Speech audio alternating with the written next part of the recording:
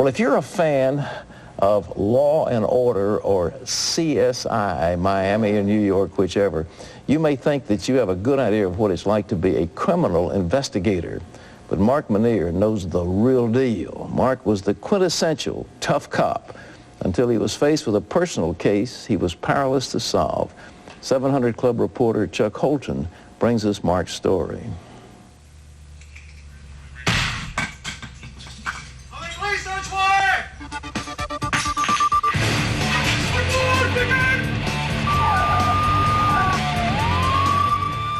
In 17 years of law enforcement, Detective Mark Mynheir has pretty much done it all. It's the most exciting job in the world. What other job do you get to kick in doors, throw flashbangs and stun grenades in and catch bad guys? It's a lot of fun. When he first started with the police department in Palm Bay, Florida, Mark was the kind of cop who thrived on big risks and tough challenges. High-strung is probably the word I'd say. In other words, I was out there to get as much excitement as I could. I was an adrenaline junkie is probably the best way to say it. I mean, I wanted to get out there and get in it, and I didn't have a whole lot of concerns for other things. So I was out to have fun, drink beer, live my life pretty much on my own. I was trying to fill a void in my life, and at that time I was trying to do it with alcohol. His first partner was a veteran cop named Ernie Diebel, and almost from the first time they met, Mark could tell that there was something different about Ernie. We get in the patrol car, or we started riding around. I wasn't even out on my own yet. He turns on a Christian music station, and I'm thinking, okay, that's a little weird, but he had something that was different about him, there's no doubt, you know, and I started seeing that, and, you know, I started making the connection between his faith and how the integrity that he displayed in his life.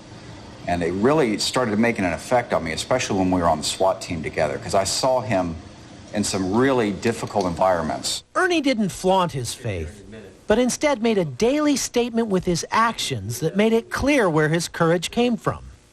More than just a crutch, it's just a part of me, part of my everyday walk in meeting people. And Mark found that kind of walk very compelling.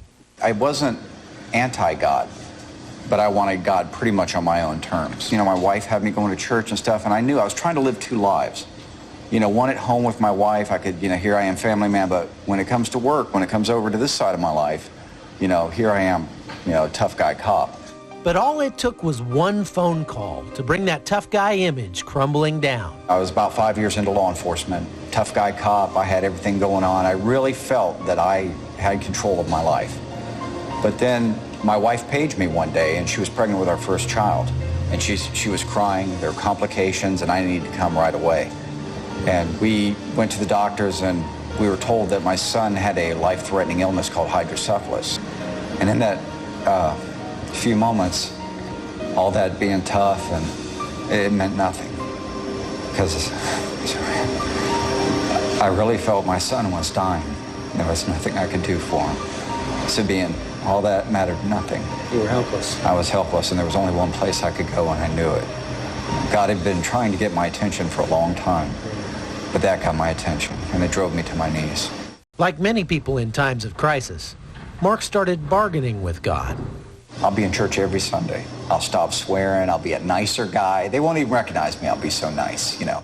And as they worried and waited for the due date to come, Mark found himself secretly wondering if somehow this was his fault. But I really felt that God was punishing my son for my sins.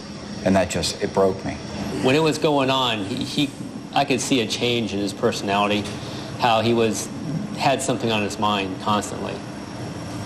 Pretending it wasn't there, but I could tell his countenance was different, that he had something on mind. He was wondering what was going on in his life.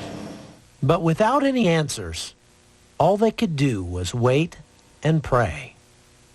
The doctors did a MRI on him the day he was born because we had plans. We watched the fluid pooling on my son's brain. They showed us ultrasound after ultrasound of this. And the doctor comes in and he says, "Who gave you the diagnosis of hydrocephalus?" He goes, "There's no hydrocephalus. He's fine. We don't have to do any operation or anything." And that's when I knew God had healed my son. I knew it. I knew it in my spirit. God had certainly lived up to his end of the bargain. And Mark tried to keep his promises as well. And I just failed. I failed at every turn because in my own humanity, I just couldn't do it. I was lost. But I think God needed to teach me in that my salvation is not about what I do. It's about what's already been done for me. And at my lowest moment, I knew that every word of the Bible is true and that Jesus was the Son of God revealed to us in the Bible. And it just, in an instant, it just touched my heart.